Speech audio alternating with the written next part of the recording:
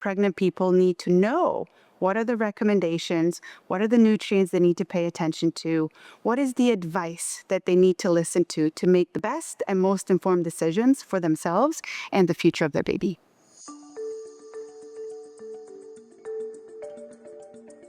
My name is Jasna Twynstra. I'm an associate professor and graduate chair in the Brescia School of Food and Nutritional Sciences. The main issue or the main problem that I am interested in improving in terms of pregnancy care is to ensure that all pregnant people receive adequate nutrition education so they can make informed choices for themselves and for their baby.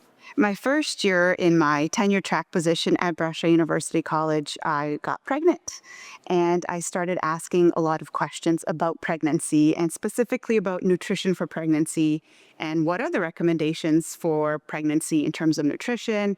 Who am I supposed to learn them from? Where do I go to learn them? And I noticed that there isn't a lot of research in terms of healthcare providers and their training as well as their knowledge, especially in Canada, on what they tell to pregnant people in terms of nutrition.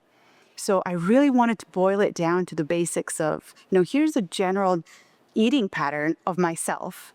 Given that, what should I be paying attention to? As opposed to thinking about it, how much of a specific nutrient, specific vitamin A, for example, should I be consuming or not consuming?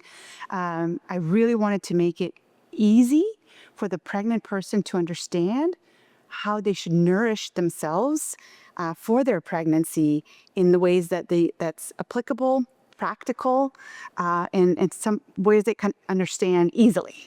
Well, throughout my research, I have information from pregnant people, I have information from midwives, I have information from registered dietitians, and now we're looking at, the trainees.